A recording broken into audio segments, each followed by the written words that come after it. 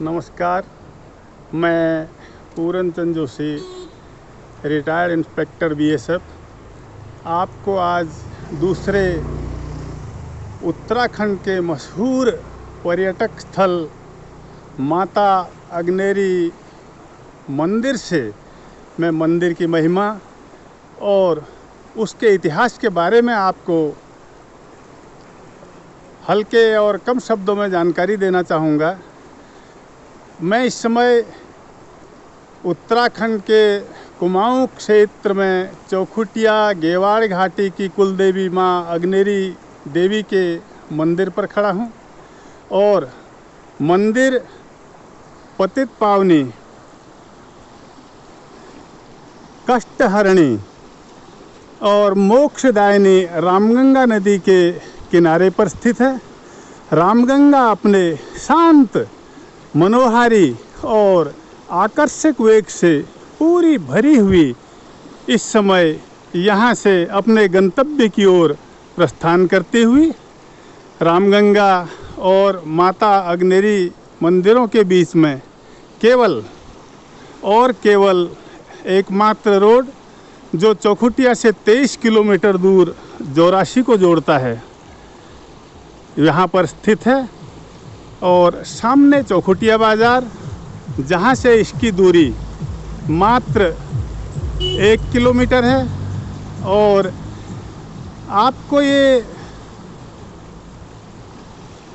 जानकर बड़ा हर्ष होगा कि गेवाड़ घाटी में स्थित यह अग्नेरी देवी का पवित्र मंदिर और धार्मिक स्थान, जो भी किसी भी तीर्थ से कम नहीं है, यहाँ चौखुटिया में लंबे समय तक कत्यूरी शासकों ने अपना शासन किया था, जिनकी राजधानी अगर आप सामने पहाड़ी देखें तो उसके ऊपर लखनपुर नामक जगह पर हुआ करती थी।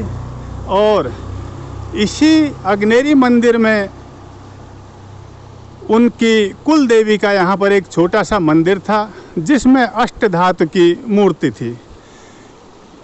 अंग्रेज़ों के समय में अष्टधातु की मूर्ति को कुछ लोगों ने उठा करके रामगंगा नदी में फेंक दिया था, जिसको स्थानीय लोगों की मदद से सन 1901 में, उससे पहले सन 1900 में यहाँ की स्थानीय जनता ने यहाँ पर एक भव्य मंदिर का निर्माण किया। और 1901 में रामगंगा नदी से सिद्ध पुरुष महाराज ने अष्टधातु की पुरानी प्रतिमा को निकालकर पुनः स्थापित किया। उसके बाद कुछ समय के पश्चात अष्टधातु की मूर्ति, जो कि यहाँ से चोरी हो गई, क्योंकि यहाँ पर भारत की कलाकृतियों को विदेशी बाज़ारों में बड़े महंगे दामों पर बेचा जाता था। और बाद में धीरे धीरे यहाँ पर स्थानीय जनता ने पुनः काली माता की मूर्ति को स्थापित किया और पूरे एरिया को, पूरी गेवाड़ घाटी को 10 थोकों में बांटा। एक थोक में 5 से लेकर के 10 गांव होते थे और थोक का मालिक थोकेदार होता था। और प्रत्येक थोक से हर साल यहाँ पे बलि प्रथा थी और भैंसा, यानी कि जिसको स्थानीय भाषा में जतिया कहते हैं, वो यहाँ पे लाया जाता था। और इस मंदिर की परिक्रमा करके उसको, अगर आप सामने मैदान देख रहे हों, वहाँ पर उसकी बलि हुआ करती थी। और चैत्राष्टमी को बहुत बड़ा मेला लगता था। धीरे धीरे जैसे ही जनता जागरूक हुई, उन्होंने बलि प्रथा को समाप्त करके यहाँ पे नारियल और डोला सिस्टम शुरू किया गया। और अब बलि प्रथा पूर्ण रूप से समाप्त करके यहाँ पे नारियल को भेंट किया जाता है। ये महिमा है हमारे कुलदेव की, जो कि हमारे पूरे कुमाऊं और गेवाड़ क्षेत्र के लोगों की, वो देश या प्रदेश में जहाँ कहीं भी हों, उनकी रक्षा करती है, उनकी मनोकामनाओं को पूर्ण करती है, उनकी इच्छाओं को पूर्ति करती है और हर प्रकार से उनका अच्छा ही अच्छा करती है। अभी मैं आपको विराट के बारे में बताऊंगा। पांडव लोग जब अज्ञातवास के समय राजा विराट के पास रहे थे। तो यह भी एक विराट नगरी है। अगर आप मेरे सामने देख रहे हों, मेरे सामने आपको पीपल के पेड़ के नीचे लाल रंग का मंदिर है। ये जगह राजा विराट की राजधानी हुआ करती थी और यहाँ पर आज भी द्रौपदी के नाम का कुआं है। और जब मैं पैदा हुआ था तो उस समय कहते थे कि इस कुएं का पानी उस समय की लड़ाई और जो खून बहा था आज भी इसमें लालिमा है और रक्त कलर से ये पानी निकलता है, ऐसा कहते थे। लेकिन मैंने ऐसा देखा नहीं कभी। और अब उस कुएं को ढक करके वर्तमान में वहाँ पे हैंडपम्प लगा दिया गया है और ये वही विराट का मंदिर है। शिव जी का और देवी का मंदिर यहाँ पर है और पूरी जो घाटी है यहाँ पे इस समय धान की फसल लहला रही है। मेरे सामने चांदी खेत का गांव, नीचे चौखुटिया का बाजार और सामने आप टॉप में लाल छत वाला देख रहे होंगे, वो निरीक्षण भवन यानी कि डांग बंगला अंग्रेज़ों के समय का है, जहाँ से इस घाटी का आप चारों तरफ को नाम के अनुरूप, जैसे कि इसका नाम चौखुटिया है, चौ माने चार और खुटिया माने खुट माने पैर।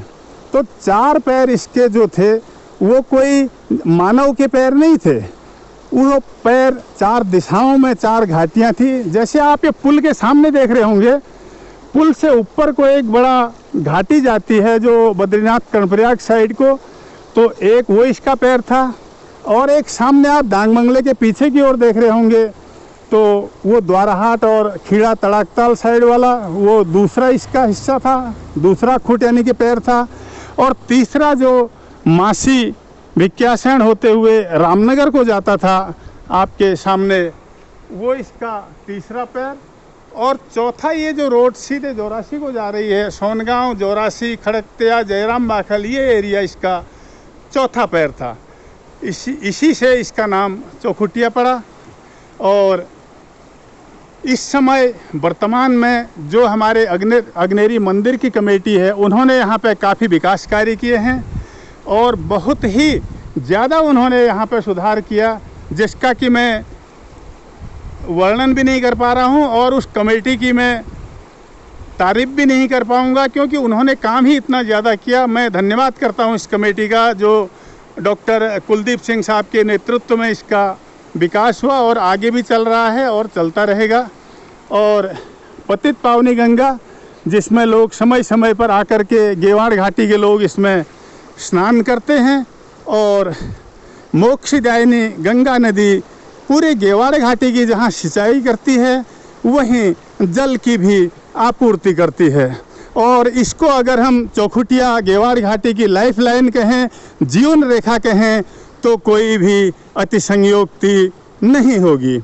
इसी प्रकार मैं जहाँ कहीं भी जाऊँगा, आपको हर उस नए स्थान के बारे में जानकारी देने का प्रयत्न करूँगा, कोशिश करूँगा जहाँ जहाँ मुझे जाने का अवसर मिलेगा।